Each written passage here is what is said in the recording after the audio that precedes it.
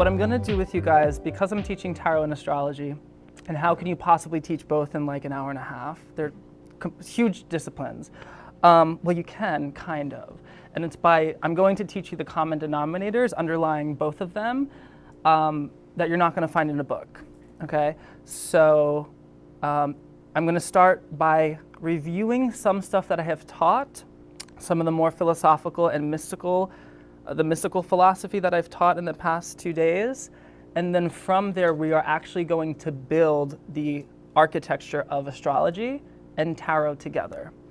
The reason why I do this is because I want people to know why they're working with the number 3 and 2 and 4 and 7 and 12, and why there are 12 signs, and why there are 7 classical planets, and like where does this stuff come from in a very archetypal and psycho-spiritual way. Why do we love the number 3? What is duality really in a very experiential sense? And when you know that, you have more of a range of motion to use the numbers and the ideas, so that it's not just like, oh, the death card means death, and oh my God, superstition, but it's like, oh no, death card is connected to Scorpio, and Scorpio is the fixed water sign. Fixed because it's the most intense, it's the apex of water, and it's water. So the most fixed, intense aspect of water is its kind of destructive quality. And then when we can explore that based on the pattern, we can look at death and confront it in a way that's healing for us and healing for someone who we're reading for. Not only that, but then the tarot card has more range of meaning and it's more powerful. And so what you're doing is you're working more with the human experience as a whole and less with fear and habit and superstition. And I'm not saying you can't work with superstition, that's cool. It's just, that's not really what I'm about.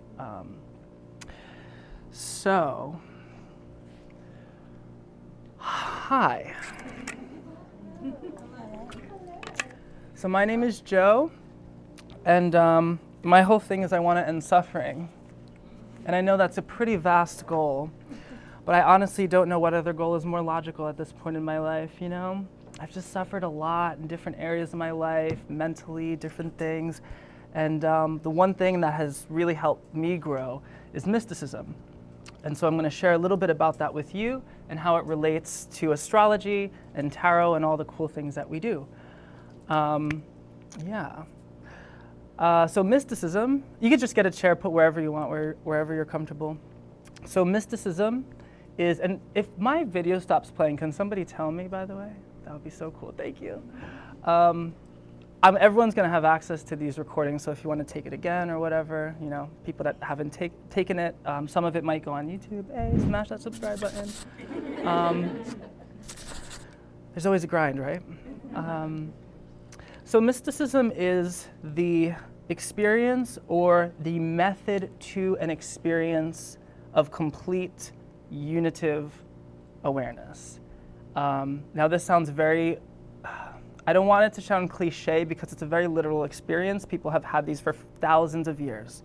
You know, the Vedas are 5,000 years old, and every mystic from every culture, east, west, north, south, has said the same, has described the same experience.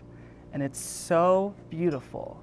And it pretty much, they say, we are all one, and there's nothing that can be apart from this oneness. And it is pure bliss, right? That sounds a little familiar to some people, maybe, right? Anywhere, you know, Christian mystics, Meister Eckhart, what does he say? The ground of God is the ground of the soul. He's a Christian mystic. He's experiencing the same thing as the Zen masters, as the Agori Indians, as the Vedanta philosophers, as the Jedi, I don't know. But you know, didn't see that one, right? No, the Jedi are the Rosicrucians. We're not gonna go into that today. But yeah, so I'm like, okay, I wanna join the club. And so I've been doing tarot for over 2 decades, and I've been studying other forms of spirituality my entire life. And so everything I say to you is a combination of both something I have researched and experienced together.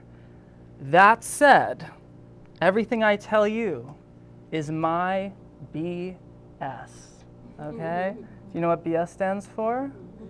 Belief system, yes.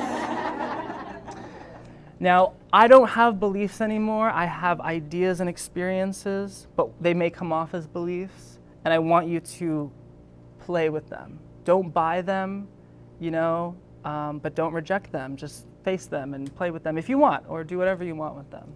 Yeah. At the end of the day, it's all consciousness. It's all the same thing anyway. So the same thing we're doing in this class is the same thing we're doing in every other class. We're just looking at our damn selves, right? Cool. Let's see if there's anything else I want to go over. Oh, I always forget to do this. Okay, cool. So, setting up the bridge.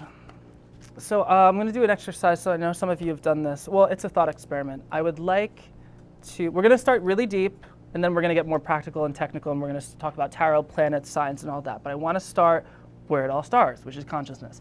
So I'd like to ask you if you can, in this moment, find the edges of your body. So you can do that in so many ways. I might say finger to finger, top of my head to my feet. Feel free to grab a chair, sit wherever you want. Yeah, can everyone find the edges of their body? Can anyone not find the edges of your body? Cool. Now I'd like to ask you, can you find the edges of your mind? Can anyone find the edges of their mind? If you can, throw your hands up. If you cannot find the edges of your mind, throw your hands up. Cool. So, what's that about? That question, why is my body limited with edges, with boundaries, with borders? Why am I born and then I die? Why is there this time thing, this separation? That, but then my mind is infinite? How does that work? Does that perplex anyone else as much as me? I don't know. To me, when I was in meditation one day, I was like, oh my God. The ultimate contradiction.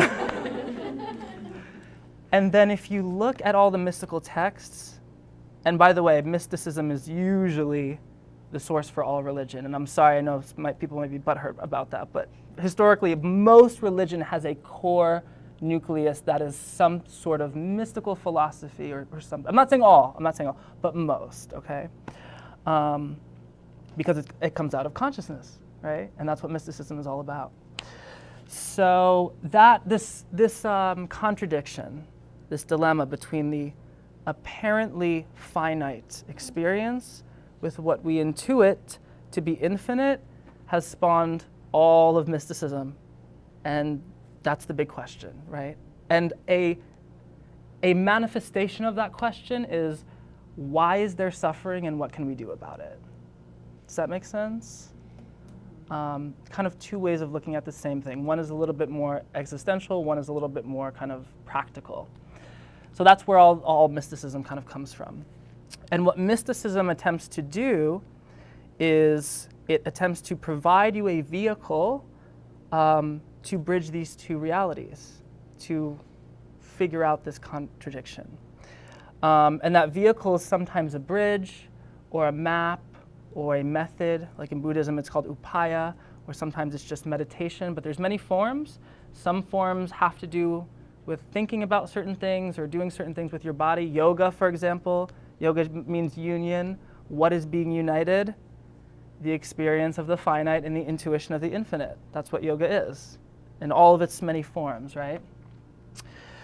So, tarot and a lot of the Western esoteric traditions, and when I say Western esoteric traditions, I'm loosely referring to the many influences that have come together to make magic and tarot what it is today in the West.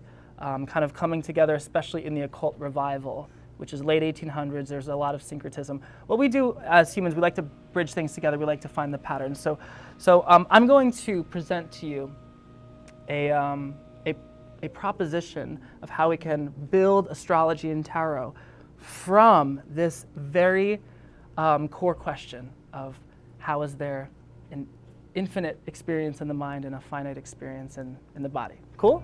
Sounds good? And then we'll get technical, I promise.